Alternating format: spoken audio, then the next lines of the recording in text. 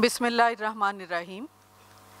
جشن جان ایلیا میں سیشن جان ایلیا لاہور میں آپ کے روبرو ہے۔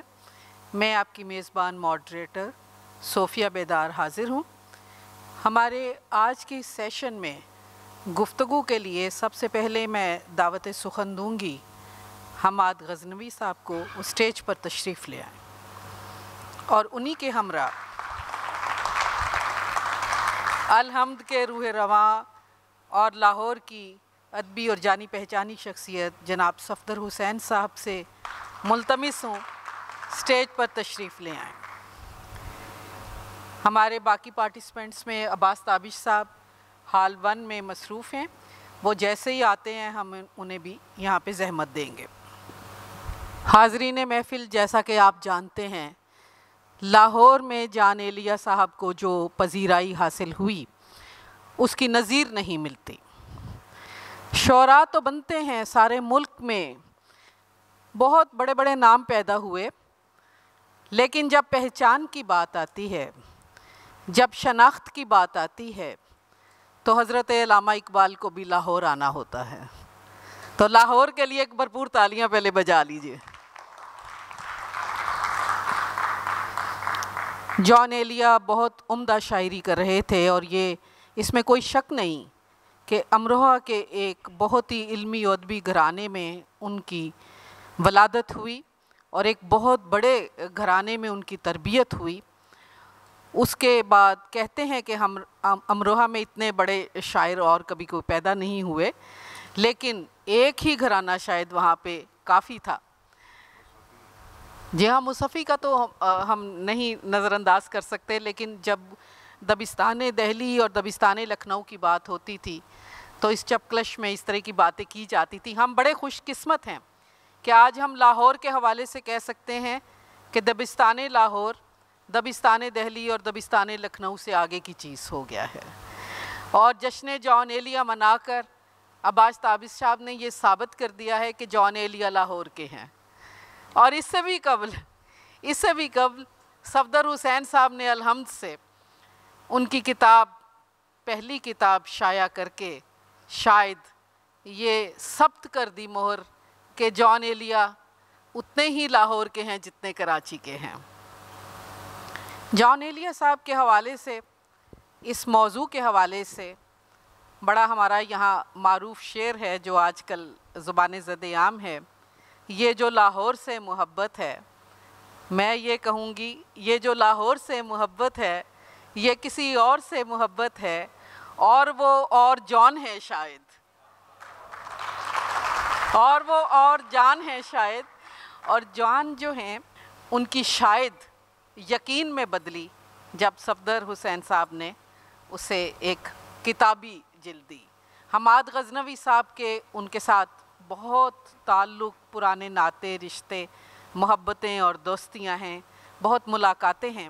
جب ایسے اشخاص سے ہم بات کرتے ہیں تو ان کی وہ پوری دنیا جو ہے جو ایک مخصوص وقت میں سمٹ آئے، یہ بڑا مشکل ہوتا ہے۔ ایک شعر سے آغاز کر کے میں دعوت سخن حماد غزنوی صاحب کو دوں گی کہ یہ کیا تنہائی کا معیار تھا کہ تنہا ہونا اور تنہائی کو باوقار بھی سمجھنا اور کہنا عہد رفاقت ٹھیک ہے لیکن مجھ کو ایسا لگتا ہے تم تو میرے پاس رہو گی میں تنہا ہو جاؤں گا۔ تو حماد صاحب ان کی اس تنہائی پہ بات کیجئے جو عالمگیریت رکھتی ہے اور جسے انہوں نے بڑا سینت کر رکھا۔ کہاں سے گفتگو شروع کی جائے؟ اچھا، میں ہمیشہ کہتا ہوں کہ جان بھائی کے بارے میں گفتگو کرتے ہوئے مجھے جھجک سی آتی ہے، یعنی یوں لگتا ہے کہ میں اپنے بارے میں گفتگو کر رہا ہوں اور اپنی تعریف و توصیف کرنا عجیب سی بات لگتی، لیکن کیونکہ یہ سب احباب اکٹھے ہی اس لیے ہوئے ہیں کہ جان بھائی کی باتیں کی جائیں، تو مجھے ہر بات سے کوئی خیال آتا ہے کسی بات کا، کیونکہ وہ لاہور آتے تھے تو اکثر میرے پاس وہ قیام کرتے تھے، اور قیام کرتے تھے وہ مہینوں پر پھیلا ہوا یا ہفتوں پہ پھیلا ہوا، تو مجھے ان کی بہت صحبت میسر آئی۔ جیسے میں نے کہا نا چھوٹی چھوٹی باتوں پہ خیال آ جاتا ہے. جیسے بھی یہ صوفیہ صاحبہ اینک لگا کے اپنا وہ پڑھ رہی تھیں, تو اسی طرح جان بھائی نے اینک لگائی ہوئی کچھ کر رہے, تو میں نے ان کی ویڈیو بنانا شروع کر دی. تو کہتے ہیں ویڈیو بنا رہے ہو؟ میں نے کہا جی. کہتے ہیں پہلے بتاؤ. تو اینک اتار دی انہوں نے. تو میں نے کہا جان بھائی یہ کیا ہے؟ تو بھائی حسینائیں دیکھیں گی.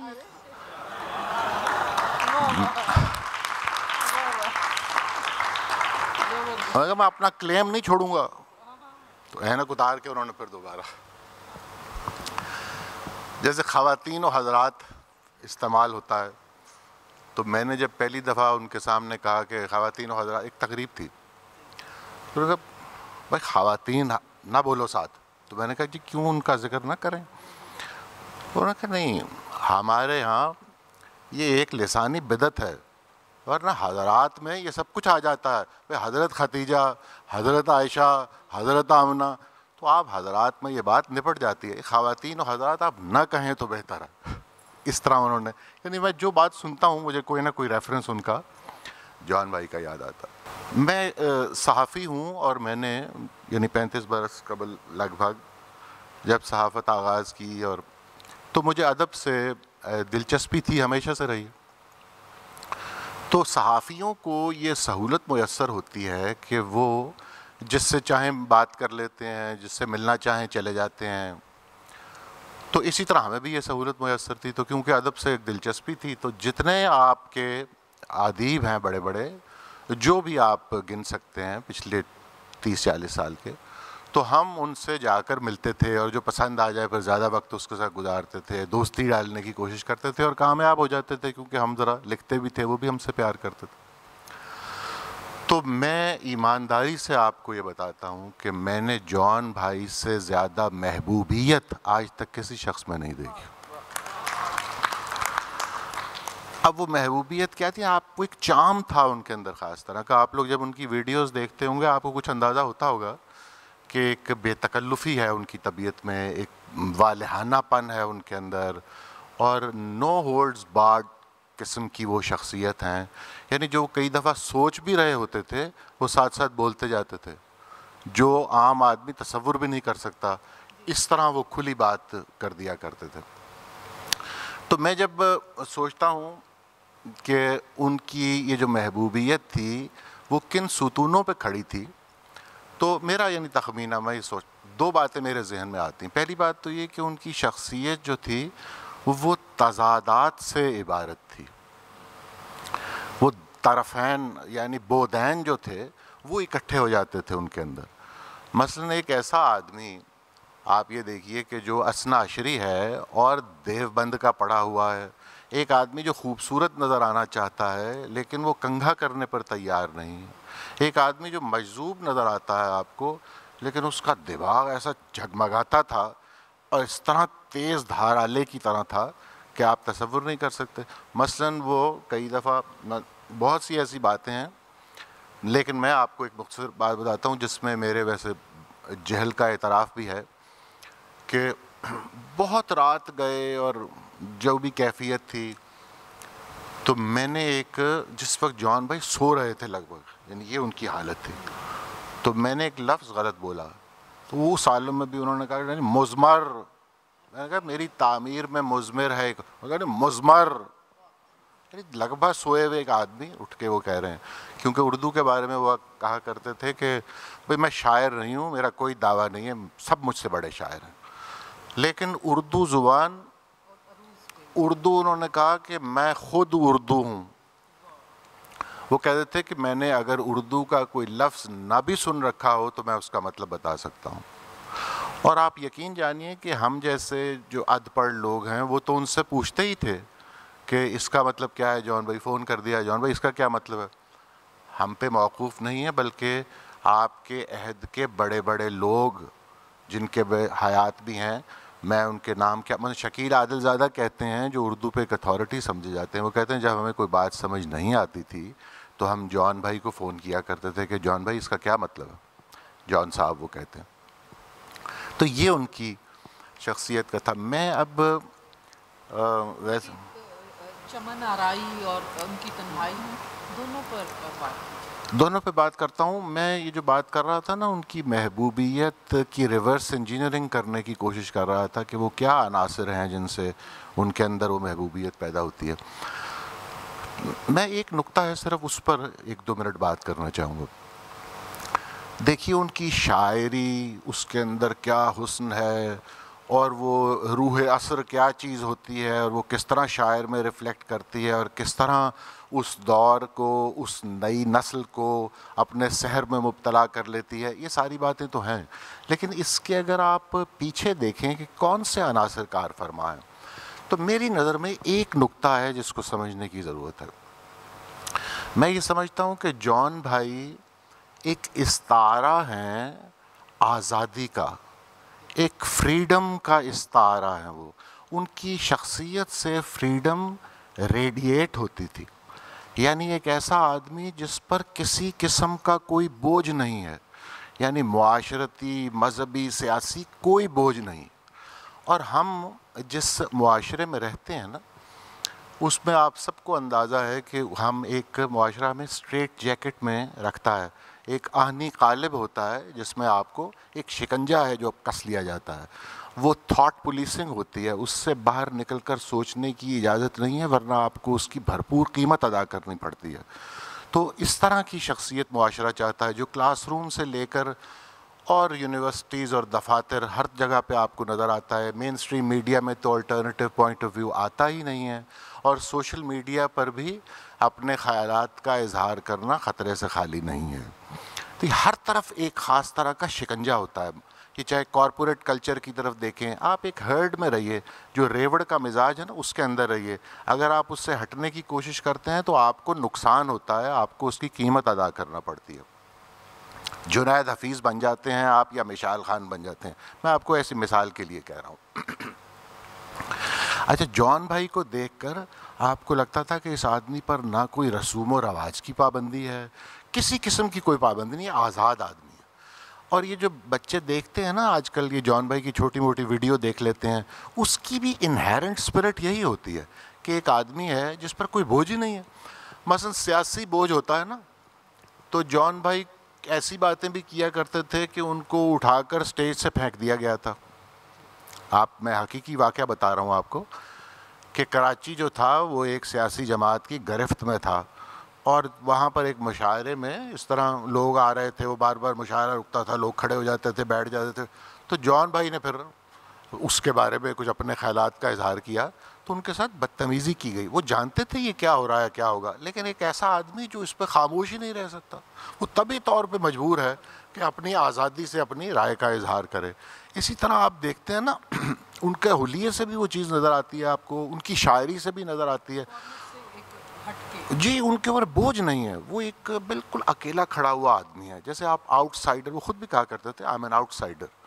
تو وہ آؤٹ سائڈر ہیں ہر لحاظ سے. جیسے وہ کولنز کی کتاب بھی ہے نا، مس فٹس، وہ ایک مس فٹ آپ سمجھ لیجئے. سوسائٹی کا اس طرح ریوڑ کا وہ کسی طور حصہ نہیں تھے. آپ یہ اندازہ لگائیے کہ وہ حتیٰ کہ ان پر علم کا بوجھ بھی نہیں تھا.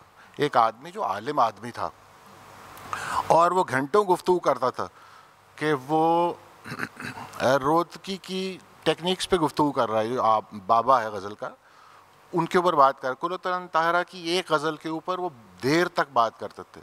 وہ مستقبل یعنی ریلیٹیوٹی کے اوپر وہ بڑی سنجیدہ طویل گفتگو کیا کرتے تھے، اور اس ساری گفتگو کے بعد وہ محو رقص بھی ہو جایا کرتے تھے. اب یہ کوئی علم کا ایک بوجھ ہوتا ہے،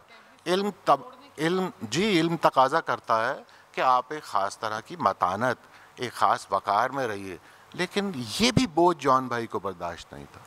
وہ یہ میں ایک قصہ گوئی نہیں کر رہا، وہ بات میں نے ان کو رقص کرتے دیکھا کہ اتنی طویل گفتگو کے بعد، انتہائی عالمانہ گفتگو کے بعد، ادق موضوعات پہ گفتگو کے بعد، وہ جو چاہتے تھے کرتے تھے، اور جو ان کا جی چاہتا تھا، جس طرح وہ جو رو آتی تھی اس میں وہ بہہ جاتے تھے. تو اتنی آزادی کا احساس ہوتا تھا انہیں دیکھ کر، آج بھی ہوتا ہے. اور نوجوان نسل چاہے اس بات کو اس طرح پن پوائنٹ نہ کر سکے، لیکن اس معاشرے میں وہ انتہائی اٹریکٹیو آپ کو وہ پیکج لگتا ہے. اور ان کی شاعری پر تو پھر درجنوں باتیں. لاہور کی بات تو کم ہی ہو رہی ہے، وہ بھی میں کرتا ہوں، میرا خیال ہے صفدر صاحب کو بھی شامل کر دیجیے پھر انشاءاللہ دوبارہ ہم آپ کو زحمت دیتے ہیں. صفدر صاحب سے بات کرنے سے پہلے میں یہ بات کرنا چاہتی ہوں، جیسے ابھی آپ نے ان کی مقبولیت اور محبوبیت میں ایک فرق جو واضح کیا کہ مقبول شاعر بہت سے ہوتے ہیں، محبوب شاعر کوئی کوئی ہوتا ہے. تو اس محبت کے اسباب میں وہ ٹیبوز کو توڑنے والی بات بھی تھی جو از خود تھی، دانستہ نہیں تھی.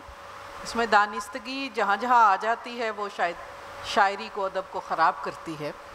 جہاں بے ساختگی کے ساتھ یہ سب ہوتا تھا، آپ لوگ قریبی دوست تھے اور ہم نے جاتے جاتے انہیں دیکھا کہ وہ کچھ ایسی دوستوں کے محفل میں، احباب میں وہ کندھے پر جیسے آ جانا، اور ان کی شاید ان کے اندر وہ ایک اظہار تھا بغاوت کا، اور سیٹ قسم کے ایک تصنع بھرے ماحول سے اس کو توڑنے کا ایک ان کے اندر وہ چیز موجود تھی. لیکن آپ احباب بہت خوش قسمت ہیں، اور صفدر حسین صاحب تو بہت زیادہ میں سمجھتی ہوں کہ انہوں نے انہیں لاہوری کر لیا. اور جیسے کہ انہوں نے خود کہا کہ کون اس گھر کی دیکھ بھال کرے، روز ایک چیز ٹوٹ جاتی ہے. شاید لوگ سینکڑوں اشعار پر مبنی مصنفیاں لکھتے رہیں تو وہ اس چیز کو واضح نہ کر سکیں، اور یہ ہر دل پر، ہر زندگی پر یہ منطبق ہوتی ہے. اور روز ہم سوچتے ہیں وہ کیا چیز ہے جو روز ٹوٹ جاتی ہے. آپ نے بڑی قربت سے دیکھا اور شاید کو یقینی بنایا. آپ سے ملتمس ہوں آپ اس حوالے سے کھل کر گفتگو کیجیے. میں سب سے پہلے عباس تابی صاحب کا شکر گزار ہوں کہ 96 میں عباس تابی صاحب نے میرا تعارف جون ایلیا صاحب سے کروایا. اس کے بعد یہ ایک طویل رفاقت رہی ان کے ساتھ. 97 میں ہم نے ایک پروگرام بنایا کہ جون ایلیا صاحب کی تقریب لاہور میں کی جائے. کوئی ایک طویل عرصہ گزر چکا تھا کہ وہ لاہور نہیں آئے تھے. 96 کی بات کر رہا ہوں. 96 میں ان سے میرا تعارف ہوا اور ہم نے انہیں لاہور آنے کی دعوت دی. آئے وہ 97 میں تھے. شاید کا پہلا ایڈیشن سلیم جعفری مرحوم جو یونیکیرینز دبئی سے تھے، انہوں نے شاید کا پہلا ایڈیشن 90 میں چھاپا تھا. اس کے بعد دوسرا ایڈیشن میں نے چھاپا تھا 97 میں. تو جون ایلیا کو کتاب کی اشاعت پر ہم نے لاہور دعوت دی کہ اس کی رونمائی ہو لاہور میں، اور لاہور میں آپ کے چاہنے والے بہت. تو وہ لاہور تشریف لائے. فلیٹی ہوٹل میں ہم نے بہت بڑی ان کی تقریب کی. احمد ندیم قاسمی صاحب کی صدارت تھی، اور اشفاق احمد اور شہزاد احمد سب مہمان خصوصی تھے، قتیل شفائی صاحب. تو ایک طویل ان کے ساتھ وہاں ایک مکالمہ ہوا. حال اتنا کھچا کھچ بھرا ہوا تھا کہ لوگ ہی لوگ تھے، باہر بھی لوگ تھے کہ جون ایلیا کو سننا ہے، جون ایلیا سے ملنا ہے. نوجوانوں کی ایک بہت بڑی تعداد تھی وہاں. جب تقریب ختم ہوئی تو ہم لوگوں نے بھی اصرار کیا کہ جون بھائی آپ کچھ عرصہ لاہور رہیں. بھئی آج ہم نے حماد غزنوی کے ہاں جانا ہے، آج ہم نے علامہ جنید کی باتیں سننی ہیں. تو رات ہم حماد غزنوی صاحب کے پاس ڈیفینس چلے جاتے ہیں. وہاں پھر وہ جو اپنی لمبی طویل جو ان کی نظمیں تھی وہ سناتے، شال اوڑھ کے، کالی اینک پہن کے، ویڈیو کا پورا رینج کر کے پورا وہ رقص کرتے باقاعدہ، جس طرح حماد بھائی نے ابھی ذکر کیا ہے، جھومتے، بہت دل لگی کرتے. کبھی کہتے مجھے آج خالد عبدالعزیز خالد کے ہاں جانا ہے، آج مجھے قتیل بھائی کے ہاں جانا ہے. یعنی جو بھی انہیں نام یاد ہے سب سے وہ ملے. اور جون بھائی بعض اوقات آتے، صفدر تیرا بھائی لٹ گیا، برباد ہو گیا تیرا بھائی. اور میں نے کہا جون بھائی کیا ہو گیا؟ بھائی برباد ہو گیا، میرے پاس کچھ نہیں رہا. جون بھائی اپنے بچوں کے حوالے سے، اپنی بیوی کے حوالے سے بڑے فکر مند رہتے تھے. ان کے 3 بچے تھے، 2 بیٹیاں تھیں، 2 بیٹیاں ہیں، ایک بیٹا ہے زریون ایلیا، اور بھابھی ہیں زیادہ ہینا. آپس میں جو ان کی علیحدگی کے حوالے سے کل ایک دوست نے گفتگو کی جو کراچی سے تشریف لائے تھے، مجھے اچھا نہیں لگا. بڑی سائلنٹ ان کی خاموشی سے ایک علیحدگی تھی، آپس میں بات چیت بھی ہوتی تھی. جون ایلیا اتنے لاپرواہ نہیں تھے، وہ اپنے بچوں کا خیال کرتے تھے. کچھ مجھے باتیں کہہ کے گئے تھے، کچھ بھابھی نے مجھے کہیں، کچھ بچوں سے سنی، کوئی ایسی بات نہیں تھی. ٹھیک ہے ایک دوری ہو گئی, ایک وقت کا تقاضا تھا, لیکن ایسی کوئی بات نہیں تھی. وہ بچوں سے بڑی محبت کرتے تھے اور اپنی محبت کا اظہار بھی کرتے تھے. اب میری خوش قسمتی کہہ لیں کہ میں اس وقت جان ایلیا صاحب کو بھی چھاپ رہا ہوں, زادہ حنا صاحبہ کو بھی چھاپ رہا ہوں. مجھے تو کبھی انہوں نے کوئی شکایت کا موقع نہیں دیا, بہت اچھا ہمارا تعلق ہے. جان صاحب ایک دن آئے بڑے خوشی میں, آتے ہی سلوار قمیض پاجامہ اور کرتا پہنا ہوا, کالی اینک لگائی, واسکٹ پہنی ہوئی کالی, کہتے صفدر جانی آج تو میرا ایک کام کرے گا. میں نے کہا جان بھائی کیا کام کروں گا؟ بھئی آج تو نے تیرا بھائی پہلوان بننا چاہتا ہے. میں کہا اچھا, مجھے لسی کا ایک گلاس چاہیے جو اتنا بڑا ہو, وہ میں پیوں گا, بس وہ پی کے میری گالیں یہ بھرنی چاہیے, میں کشتی کروں گا, میں پہلوان بننا چاہتا ہوں. میں نے کہا جان بھائی آپ جو ساتھ لائے ہیں نا یہی پی لیں, لسی آپ نہ پئیں. میں سمجھتا ہوں جان ایلیا پہلوان تو نہیں بنے, لیکن اردو ادب میں وہ ایک بہت بڑے پہلوان ہیں, بڑے شاذور پہلوان ہیں. وہ جان ایلیا کا ایک شعر ہے نا, سارے رشتے تشنا ہیں, سارے رشتے تشنا ہیں, کیا میں دریا لگتا ہوں. جان ایلیا بہت پیاری شخصیت تھے. ان کے اعزاز میں یہ جو تقریب ہو گئی وہ اس کے مستحق تھے, اور شاعروں ادیبوں کو ایک اپنے ارد گرد اکٹھا کرنے کا انہیں ہنر آتا تھا. آج وہ ہم میں نہیں ہیں, آج بھی وہ ہنر ان کے ساتھ, ان کی شخصیت کے ساتھ چل رہا ہے. جان ایلیا ہی تھے, ان جیسا کوئی نہیں. یہاں میں اگر خالد انصاری صاحب کا ذکر نہ کروں اور شکیل عادت زادہ کا, یہ جو کتابیں آپ بعد میں دیکھ رہے ہیں, یعنی کے بعد شاید, یعنی, گمان, لیکن, گویا, فرنود اور راموز, یہ کتابوں کا ذکر کرنا ضروری سمجھتا ہوں. جان ایلیا صاحب جب 2000 میں انڈیا گئے تو انڈیا سے لکھنؤ سے انہوں نے مجھے ایک پیکٹ بھیجا کسی کے ہاتھ, وہ فوٹو کاپی تھی ان کے کلام کی. انہوں نے کہا یہ اپنے پاس صفدر کو جاتے دے دینا, اسے کہنا یہ اپنے پاس محفوظ رکھ لیں. میرے پاس آ گئی. اس کے بعد یہ خالد انصاری صاحب کو وہ لکھوایا کرتے تھے سارا کچھ, وہ رجسٹر پہ اسے اتارا کرتے تھے. جب ان کی فوتگی ہوئی تو اس کے بعد یہ لوگوں نے ایک ذہن میں بنا لیا کہ وہ رجسٹر لے کے, وہ صاحب کوئی تھے وہ لے کے چلے گئے, بھاگ گئے. ایسا نہیں تھا. اس نے فوری طور پہ ان کے گھر والوں سے رابطہ کیا, شکیل بھائی سے رابطہ کیا, کیونکہ ہر کوئی چاہتا تھا کہ جان کا کلام میرے ہاتھ لگ جائے. جان سمجھدار تھے, ایک مسودہ میرے پاس تھا, ان کے خطوط کا بھی, ان کی شاعری کا بھی, ان کے انشائیوں کا بھی, جتنی بھی نثر لکھی ہے. جو بعد میں انشائیوں کی ایک کتاب فرنود کے نام سے آئی جو میں نے ہی چھاپی ہے, اس میں اگر الہم پبلیکیشن پہ ان کی محفلوں کا ذکر انہوں نے کیا ہے, جو سسپینس میں 98 میں چھپا, میرا گمان ہے, وہ انشائیہ دیکھیے گا, اس میں ہم سب کا انہوں نے بڑے دل لگی سے ذکر کیا ہے. تو بات یہ, اور خالد انصاری نے یہ ساری کتابیں مرتب کی, جن میں یہ بعد میں جتنے بھی آنے والے مجموعے تھے, اور بڑے آسن طریق انہوں نے پذیرائی بھی کی. لوگوں نے بہت پسند کیا ان کے کلام کو. جو بعد میں کتابیں آئیں, ان کی نئی کتاب جو ہے کیوں کے نام سے, وہ جلد آ رہی ہے. وہ تقریباً کو 300 صفحات پہ مشتمل ہے. وہ کتاب انشاءاللہ آپ لوگ بہت پسند کریں گے.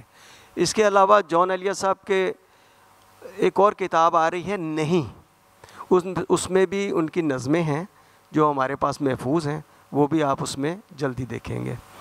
اس پہ جان ایلیا صاحب کی شاعری پہ تو کافی کام ہو رہا ہے.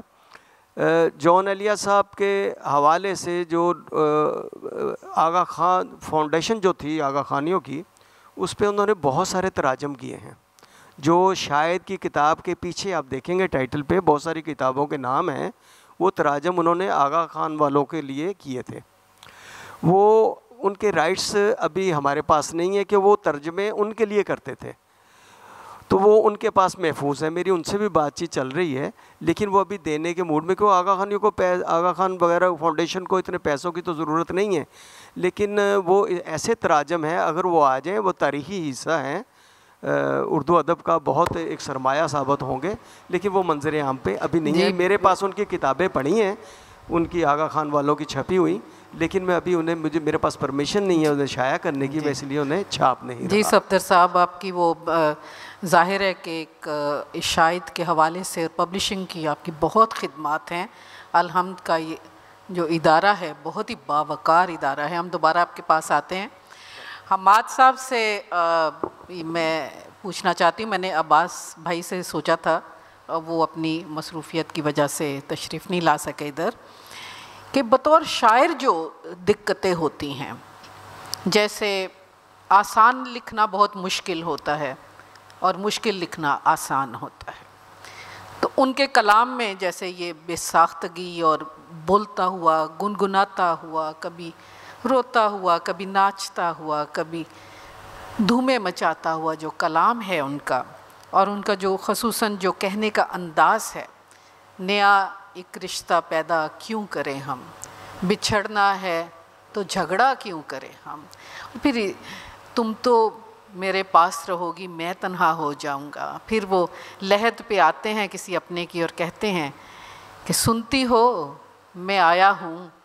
یہ جو انداز ہے، یہ جو بیان ہے، یہ جو سلیقہ ہے بات کہنے کا، اور یہ جو نثر اور شاعری کے درمیان کا جو فاصلہ کم کرتی ہوئی شاعری ہے، جو لکھنے میں انتہائی مشکل ہے۔ آپ خود شاعر ہیں اور آپ نے بڑے قریب سے انہیں کلام کہتے ہوئے آپ نے خود آبزرو کیا ہے ان کو، اس حوالے سے ہم سے کچھ بات چیت کیجئے کہ ہم تو جیسے وہاں کے تھے ہی نہیں، بے اماں تھے اماں کے تھے ہی نہیں، دل نے ڈالا تھا درمیاں جن کو، لوگ وہ درمیاں کے تھے ہی نہیں۔ تو اس حوالے سے حماد صاحب سے گفتگو سنو۔ جان بھائی، یہ جو بات صوفیہ صاحبہ نے کی ہے، اب یہ فن کی بات ہے کہ وہ یہ ٹیکنیک کیا ہے، کیونکہ میں اس اسکول آف تھاٹ کا آدمی ہوں، یعنی یہ سمجھتا ہوں کہ فنون لطیفہ میں کانٹینٹ سے زیادہ استخوان اہم ہوتا ہے۔ یہ کانٹروورشل بات ہے، لیکن میں اس خیال کا ہوں کہ یہ جو ڈھانچہ ہے، یہ جو اوپر چیز ہے نا جس میں لپٹا ہوا ہے شعر، وہ کانٹینٹ اس میں نسبتاً پیچھے رہ جاتا ہے، اور جو اس کا لباس ہے، یعنی جو جس میں وہ چھپا ہوا ہے، وہ ہے کرافٹ جسے ہم کہتے ہیں۔ اس کرافٹ کا معنی یہ نہیں ہے کہ صرف آپ مستری ہیں، کرافٹ میں آپ کا کانٹینٹ خود کریٹ کرتا ہے اس کو، کہ کیا آپ نے اس کو لباس پہنانا ہے، کیا بدن ہے اور اس پر کیا لباس سجے گا، یہ ایک پورا سائنس ہے۔ تو جان بھائی بہت ذہین آدمی تھے اس معاملے میں، یعنی فنکار جیسے۔ آپ سنیں گے کہ ان کے جو نقاد ہیں وہ بھی یہ بات تسلیم کرتے ہیں کہ جان بھائی سے زیادہ مصرع گھڑنا اور مصرع بنت اس کی اور بنانا، اور اس میں ٹیکنیکس جو ہیں، مثلا کئی دفعہ مجھے وہ کہتے تھے کہ دیکھو اس میں انوسنس پیدا کرنے جا رہا ہوں۔ اب یہ طریقہ، یہ ان کی ٹیکنیکس تھی، ہاں، کہ میں اس کو کیسے کروں گا، ایمفسائز کیسے کرنا ہے۔ ہاں، اب یعنی ایک لفظ کا 2 دفعہ استعمال شعر میں عام طور پر معیوب سمجھا جاتا ہے۔ جان بھائی کہتے ہیں میں بھی بہت عجیب ہوں، اتنا عجیب ہوں کہ بس، یعنی اس کا ایمفسس کریٹ کرنے کا طریقہ جو ہے انہوں نے۔ اسی طرح سب سے جو اہم بات ہے ان کی، جان ایلیا نے لہجے کو شاعری بنا دیا۔ یہ لہجہ ہے، اب اگر آپ اس کی نقل کرنے کی کوشش کرتے ہیں تو آپ مسخرے بن جائیں گے۔ ان کے زیر اثر بہت شاعری ہوئی ہے پاکستان میں، طویل ان کی۔ دیکھیے وہ جو بھی جتنا کہتے ہیں نا آمد ہوئی ہے، یہ آمد ہوئی ہے، یہ آمد وغیرہ اپنی جگہ۔ The art of writing is rewriting, the art of writing is rewriting. یہ ٹیکنیکس ہیں ساری، یہ نہیں ہوتا کہ مجھ پہ شعر اترا میں نے یوں کر دیا۔ یہ جو شعر نہ کہتے ہیں لوگ وہ یہ بات کرتے ہیں، اور جان بھائی اس کی بہترین مثال تھے۔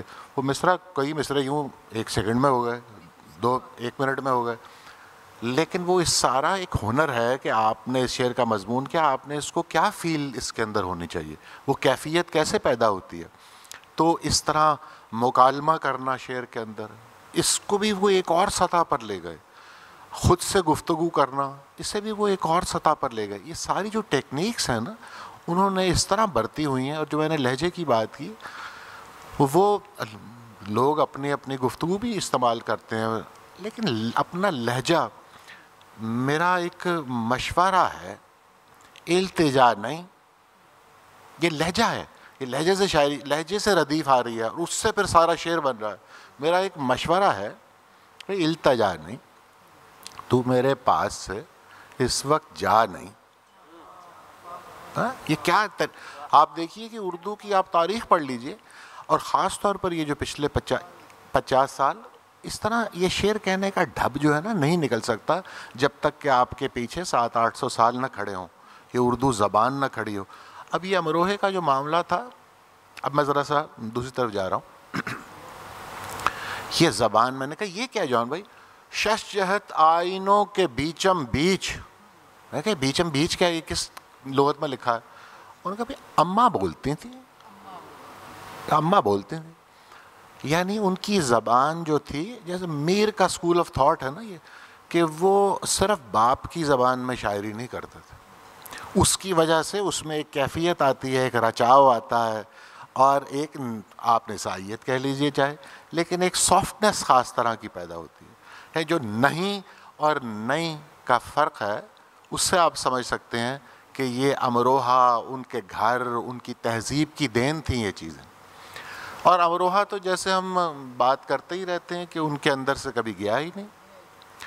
امروہہ ان کے ساتھ ساتھ چلتا تھا, وہ اس کی زبان, اس کے رسم و رواج. وہ کہتے تھے میں پہلوانی کروں گا نہیں, وہ کہتے تھے میں امروہہ میں پہلوان ہوتا تھا. تو ہم کہتے جان بھائی آپ کیا بات, انہوں نے کہا نہیں میرے اتنے کلے لٹکے ہوتے تھے, میں تو پہلوان تھا. یعنی وہ اپنے نوسٹیلجیے میں چاہے وہ بڑھا کر باتیں کرتے تھے لیکن وہ اس نوسٹیلجیے میں رہتے تھے کہ وہ میرا شہر تھا, وہاں پر یہ مزار تھا, بان بہتی تھی, جو ندی تھی وہاں کی بان بہتی تھی, وہ اس میں ہی پاؤں لٹکا کر بیٹھے رہتے تھے. یعنی جان بھائی اس طرح اس مزاج, اس شہر ان کے اندر سے جاتا نہیں تھا. تہذیب کی میں بات کر رہا تھا نا, ایک دن میرے گھر آئے ہوئے, باتھ روم گئے اور پھر تھوڑی دیر بعد واپس آئے تو بہت روحاں سے, تقریباً یعنی وہ گریا کی کیفیت میں. تو میں نے کہا کیا ہو گیا جان بھائی؟ کہتے ہیں تمہارے غسل خانے میں لوٹا نہیں ہے.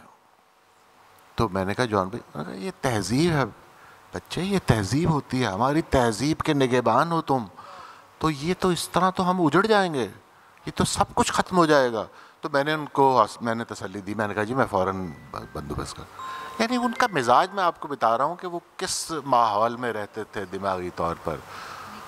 ہاں, اور یہ مختلف گفتگو ہو رہی ہے, میں بھی اس طرح ٹوٹی پھوٹی بات کر رہا ہوں. جیسے یہ کہہ رہے تھے کہ کتاب کی بات اور وہ کہ رجسٹرز, تو میرے پاس بھی ان کے رجسٹرز پڑے ہوئے ہیں بہت سارے. تو ہم دوستوں سے نا, وہ 1-2 لوگ, یہ تو پبلشر تھے ان کے, وہ شیئر کرتے تھے چیزیں کہ یہ میری محفوظ رہیں.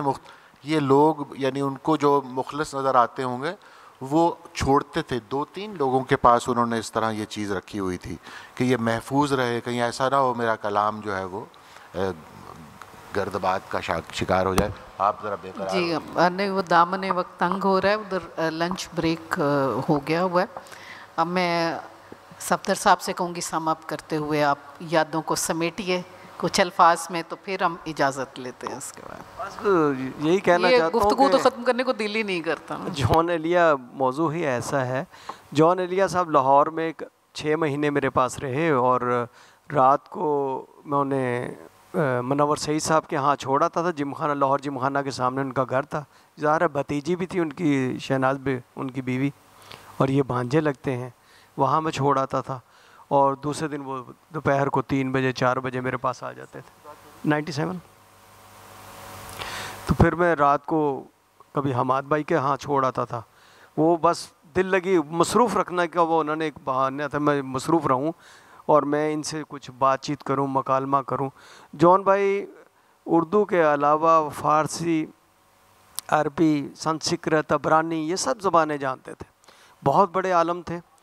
اور اب جان بھائی کے حوالے سے اور بھی گفتگو ہو رہی ہے.